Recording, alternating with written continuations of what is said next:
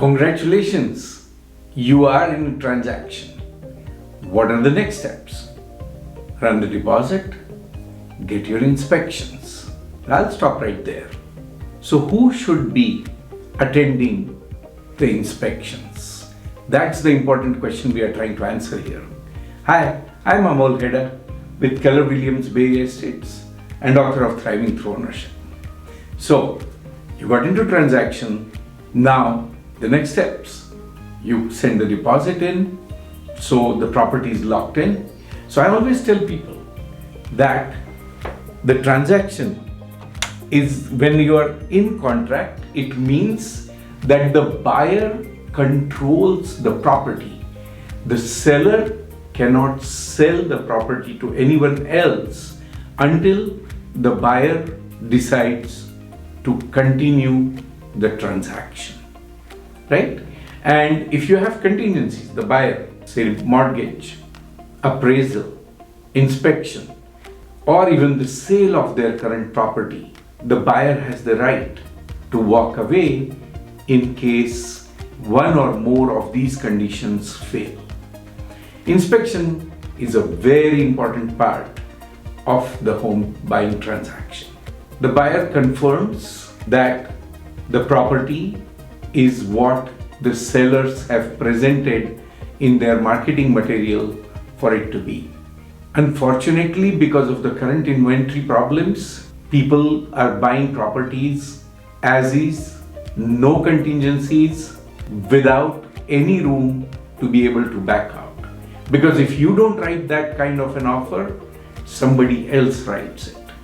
And so it's very important to go in extremely strong. So what does this leave the buyer with?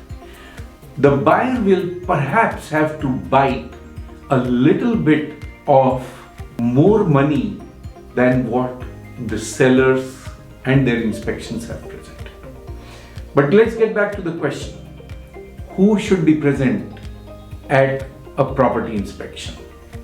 Absolutely, number one, the buyer should be present because they are buying the property.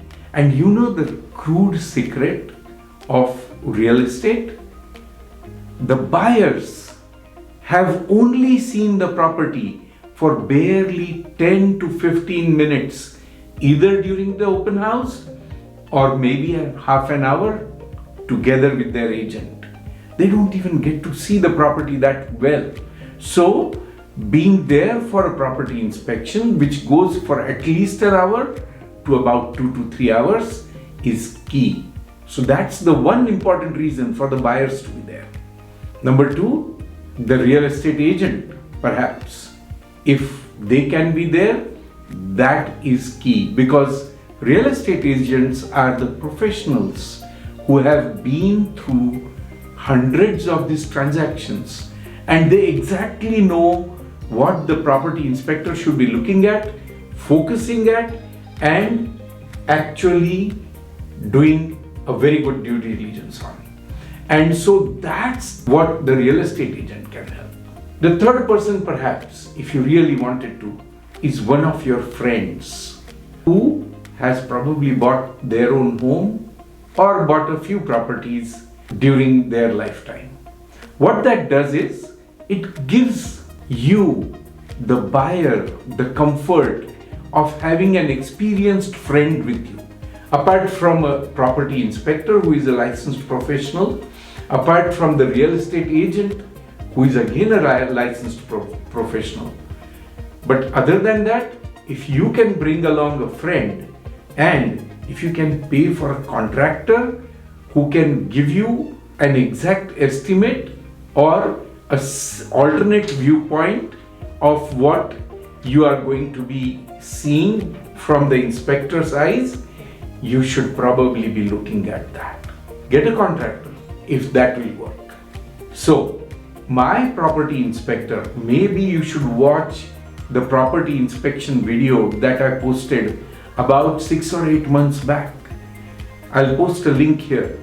Watch that video. My property inspector says he inspects over 400 aspects of a property.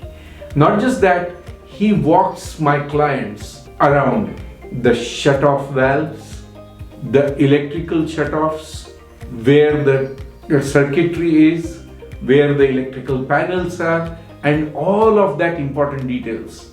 How would you know all these details if you were not to be present at the inspection? So it's very important that you be there at the inspection. And if your agent, a contractor, your friend, they can be there, you would probably be way more comfortable.